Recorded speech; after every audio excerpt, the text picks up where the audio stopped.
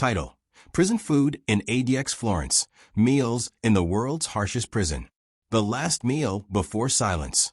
If you're brave enough to look inside the belly of America's darkest fortress, smash that subscribe button, like this video, and keep watching. Because once we step inside ADX Florence, there's no coming back. It was 5:32 a.m. in Florence, Colorado. A cold desert wind whipped across the razor-wire fences of the Administrative Maximum Facility, better known as ADX Florence. The sun hadn't yet broken the horizon, but the lights inside the prison never went out. They didn't need to. In here, night and day meant nothing. Inside one of the 7 by 12-foot concrete cells sat Marcus Mac Dalton, a former mob enforcer turned informant. He had spent 11 years in solitary confinement, 23 hours a day locked behind a solid steel door with a narrow slot barely wide enough for a tray of food. But this morning, his tray didn't slide in as usual.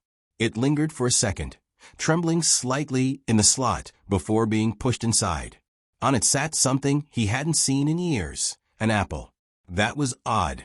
In ADX Florence, meals were calculated to the gram. The food was designed for control, not comfort. Powdered eggs, soy patties, boiled carrots, lukewarm oatmeal. But an apple? That was a mistake. Or a message. Max stared at it for several minutes before biting in. It was sour, unripe, but for a moment it made him feel human again. Then, within minutes, his stomach churned. He pressed the emergency button on the wall, a small red circle that connected him to the guards in the control pod. No one answered. He pressed again. Nothing. As nausea took hold, Marcus stumbled toward the toilet, gripping his stomach. Then, through the steel door, he heard footsteps, slow, deliberate, echoing down the tier. He recognized them. That was Officer Brenner, the night shift guard, known for his silence and his strange routines. Mac shouted, "Brenner, something's wrong with the food." The footsteps stopped right outside his cell. Silence. Then a metallic click. The sound of a key sliding into the inspection panel. A single phrase drifted through the gap. "You shouldn't have talked, Mac." The panel slammed shut. 2 hours later, the shift changed. Officer Hernandez made his rounds, pushing a steel cart stacked with breakfast trays. When he reached cell 302, he noticed the untouched oatmeal from the previous night. He knocked once, twice. No response. Protocol required he look through the small window in the cell door. What he saw made his breath freeze. Marcus Dalton was on the ground, motionless, an empty tray beside him, the apple core still on the floor. Within minutes, the tier was in chaos. Sirens echoed through the corridor. Medical staff rushed in, followed by the internal affairs team. But there was something strange about the scene. No vomit, no blood, no signs of a struggle. His body was perfectly still, as if he had simply stopped. The autopsy later revealed no toxins, no signs of trauma, and no traces of poison in his system. But that wasn't possible. Mac had been healthy, at least as healthy as one could be in solitary. So the question spread through the prison faster than rumor itself. Was it the food? Inmates began refusing their trays. They whispered through vents, tapping on walls, sending coded messages through plumbing pipes, a secret communication network known as the ADX wire. By nightfall, an entire wing was on hunger strike. Guards responded by enforcing Nutriloaf, a bland, brick-shaped food made from blended ingredients like carrots, potatoes, and powdered beans. Officially, it was a disciplinary meal. Unofficially, it was punishment. Days later, another inmate, Luis Herrera, began experiencing similar symptoms: stomach cramps, dizziness, and sudden fatigue. When medics checked on him, his pulse had dropped to half normal rate. "Something's in the food," he gasped before passing out. But again, toxicology came back clean. The prison's warden, James Callahan, stood before a row of cameras during a rare press briefing. "There is no food tampering at ADX Florence. All meals are inspected. All staff are trained. These men are dangerous criminals, not victims." Behind him, though, the guards weren't so sure. The kitchen workers, all inmates, had been under strict watch for years. Cameras monitored every movement, and food supplies were delivered sealed from outside contractors. There was no room for mistakes, unless someone wanted there to be. Late that night, Hernandez, the guard who found Mac's body, sat alone in the security control room, reviewing surveillance footage. He fast-forwarded through the corridor recordings. The kitchen feed, however, glitched at 3:08 a.m. for exactly 23 seconds, right when Dalton's breakfast tray had been prepared. The camera flickered back to life. Everything looked normal, but the tray cart had one fewer slot filled than before. Hernandez leaned closer. There, in the corner of the screen, stood a shadowy figure wearing a kitchen uniform. But the face wasn't visible. Whoever it was, they had reached into the cart, swapped a tray, and vanished through a side door that wasn't part of the inmate access route. The timestamp blinked in red. 3:09 a.m. And then something else caught his eye. The apple. It hadn't been on the tray before the cut. Hernandez froze the frame, zoomed in. On the counter beside the trays lay a small, half-torn label, the kind used on supply boxes. It read, "Medical use only, property of ADX Infirmary." A chill ran through him. Someone inside the prison had access to both the kitchen and the medical supply chain. Someone with clearance high enough to bypass the system. He turned off the monitor, heart pounding. Because in ADX Florence, there was one unspoken rule: never look too closely at what's on the trays.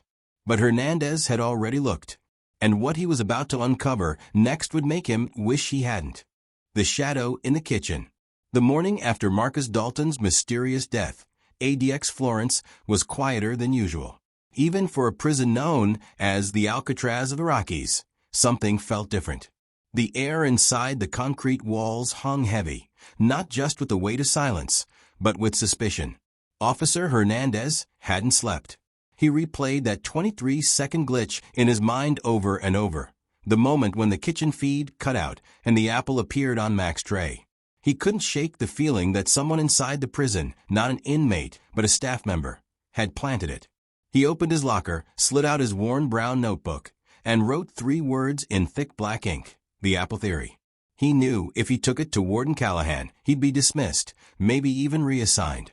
No one in ADX wanted to believe a staff member was part of anything corrupt.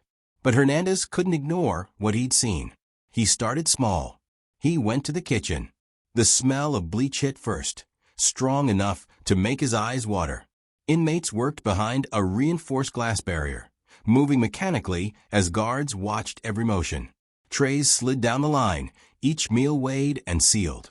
Morning officer called one of the inmates, a wiry man named Daryl Shaw, who'd been in for wire fraud but now worked kitchen duty. "You here to eat or to spy?" Hernandez gave a faint smile. "Just checking things." "Routine." Shaw grinned. "Ain't nothing routine in here." As he inspected the line, Hernandez noticed something strange: a small steel door at the back of the kitchen marked "Authorized Medical Personnel Only." It connected directly to the infirmary's lower storage corridor. He'd never paid it much attention before. "Who uses that door?" he asked. Shaw shrugged. "Pharmacy drops. Sometimes they bring over nutrition packs for the diabetic inmates. Nobody touches that room unless they got clearance." "Who's they?" Shaw smirked. "You'd know better than me, boss. I just serve the mush." That afternoon, Hernandez pulled the infirmary logs. He expected to see a few standard entries: insulin deliveries, painkillers, maybe some allergy meds. But one name appeared again and again next to the medical supply sign-offs: Dr. Evan Crow. Crow wasn't new. He'd worked at ADX for nearly a decade. Calm, unshakable, the kind of man who never raised his voice. His reputation was flawless, which in a place like ADX almost made him suspicious. Hernandez decided to visit him. He found Crow in the infirmary, adjusting a blood pressure cuff on a prisoner with trembling hands. "Officer," he said without looking up, "you look tired. You're not eating properly, are you?" Hernandez ignored the comment. "Just some questions about the food program. I noticed medical shipments are routed through your section before they reach the kitchen." Crow's hands paused mid-motion. Then, with a practiced calm, he smiled. "Nutritional oversight. ADX requires medical evaluation of all meal substitutions, allergies, and disciplinary rations. Bureaucracy, nothing more. And the apple. Hernandez pressed. The one on Marcus Dalton's tray. It had a medical label. Crow's eyes flicked up, cool and unreadable. Is that what you're here for? A piece of fruit. Marcus is dead, Hernandez said, voice low. And you know damn well it wasn't natural. Crow removed his gloves, dropped them into a bin, and stepped closer. Officer, I've been here long enough to know. When someone dies in ADX, they were already dying long before the food reached them. You'd do well to remember that. Something in his tone wasn't a warning. It was a threat. That night, Hernandez reviewed surveillance again, but this time, he wasn't alone. Shaw, the kitchen inmate, had agreed to help. He owed Hernandez a favor for covering an earlier incident with stolen coffee packets. They broke into the old archive room on Level B, where backup drives were kept, a room thick with dust and the faint hum of outdated hard drives. Hernandez plugged in one of the tapes labeled Kitchen Tier, March 8 a.m. The footage loaded, glitching at first, then stabilizing. They watched as trays moved down the line, each meal logged, inspected, and covered. Then, 3:08 a.m. The screen flickered. Static. Then a shape appeared. A man in scrubs, surgical mask up, had slightly turned away from the camera.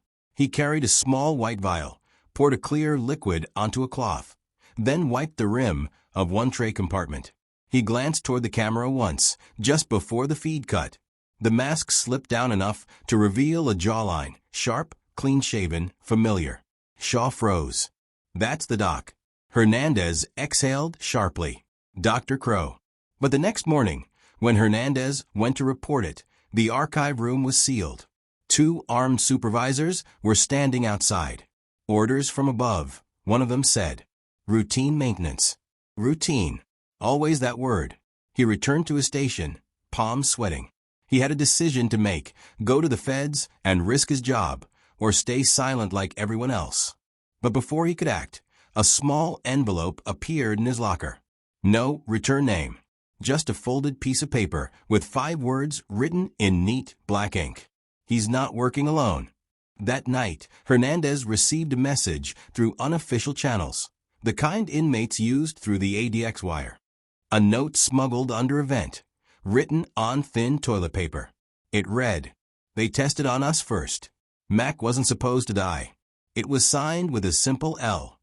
Hernandez recognized the name immediately.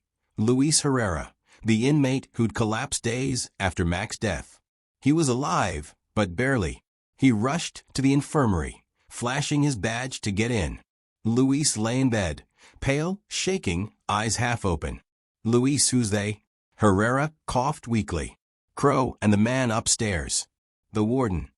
Hernandez asked. Herrera nodded faintly. "They're cleaning up. But not food, something in the packaging. The seals. It's not poison, it's..." His voice cut out as alarms blared through the facility. Guards flooded the hall. Crow appeared at the doorway, syringe in hand. "That's enough, officer," Crow said, his tone ice. "He needs rest." As they pushed Hernandez out, he caught one last glimpse of Luis, eyes wide open, lips mouthing a single word, "Run."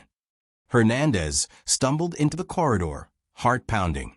Something massive was unfolding inside ADX Florence, a cover-up tied to the food, the staff, maybe even the warden himself. He turned to leave when a voice came through the intercom overhead, low and distorted. "Officer Hernandez, report to administrative isolation." The tone wasn't a request. It was a command. And that's when he knew the prison had turned its eyes on him. The menu of silence. ADX Florence, 4:17 a.m. The prison that never sleeps was awake, but this morning, it wasn't the routine clang of cell doors or the shuffle of guard boots that echoed through the concrete halls. It was the faint hum of something electric, like the building itself was holding its breath. Officer Hernandez sat in an interrogation room deep within administrative isolation. No clock, no window, just a flickering fluorescent light that buzzed overhead. He'd been there for 6 hours, replaying everything in his head, the apple Dr. Crow, the note, the dying inmate whispering the word run. The door opened with a metallic groan. Warden Callahan stepped in, holding a thin black folder. His suit was crisp, his expression unreadable. "You've been busy," Callahan said quietly. "Asking questions. Digging through archives. Talking to inmates."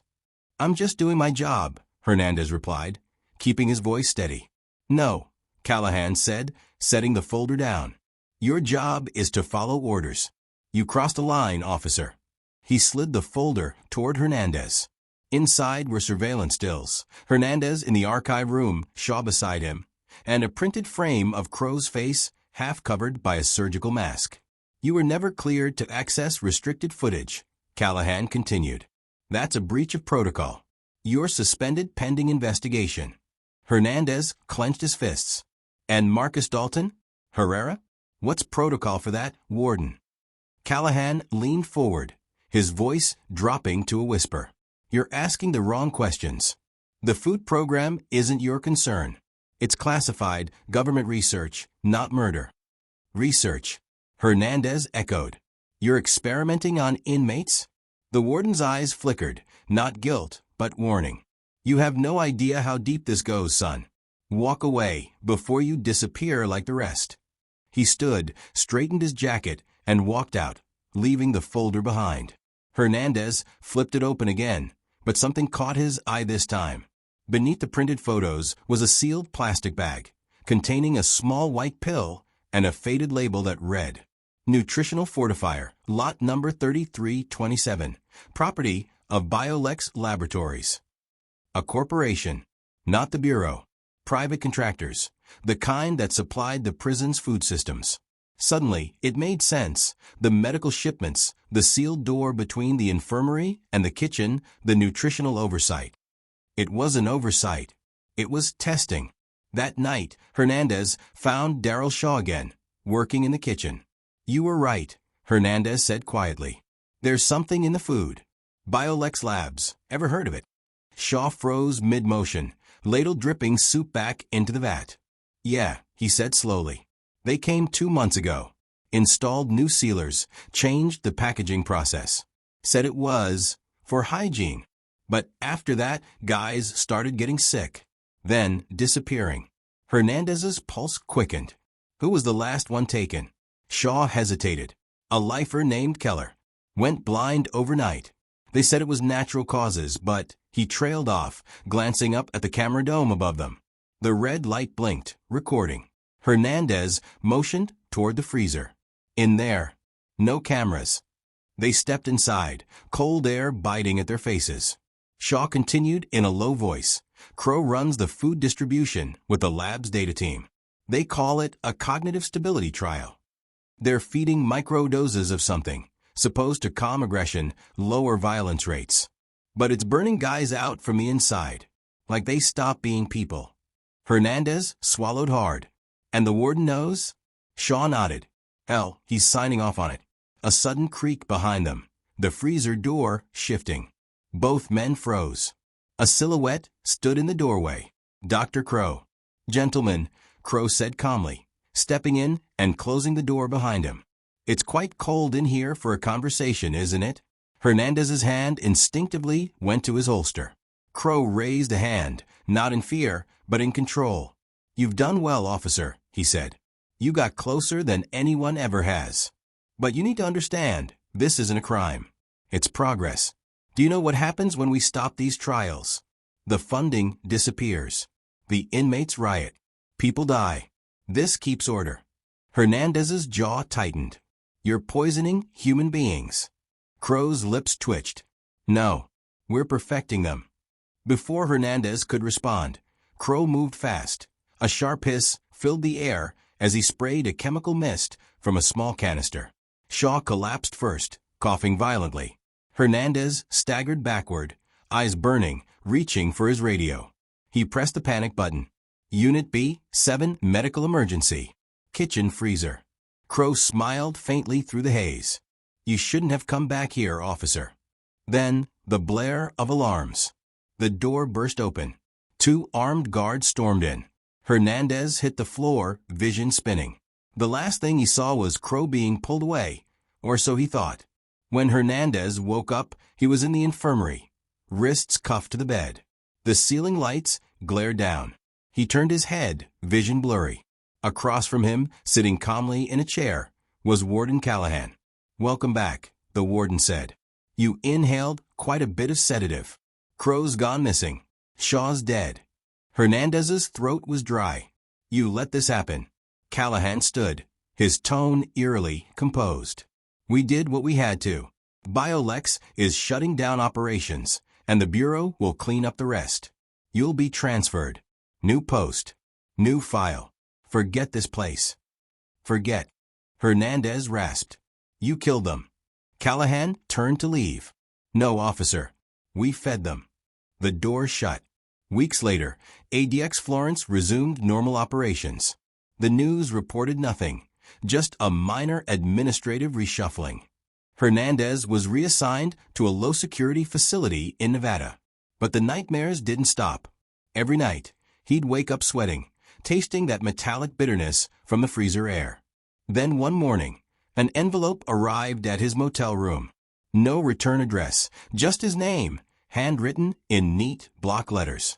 Inside was a small vacuum-sealed food pack, chicken and rice, stamped, "Property of BioLex Laboratories, lot number 3328." And beneath it, a note, "Meal approved by Dr. Crow." Hernandez stared at it for a long time. The same label, one number higher, meaning the trials hadn't stopped. They'd just moved. He turned on the TV. The morning news was running a segment titled, "Inside Nevada's New Behavioral Correctional Program." As the reporter smiled into the camera, behind her stood a man in scrubs, half-turned, calm, clean-shaven, and wearing a badge that read, "Drive E. Crow, Chief Medical Advisor." Hernandez exhaled slowly. The sound that left him wasn't anger or fear. It was quiet realization. The experiment never ended. It only evolved. If you thought this story was dark, you're not ready for what's next. Subscribe, like, and stay tuned, because the next meal served might not be what it seems.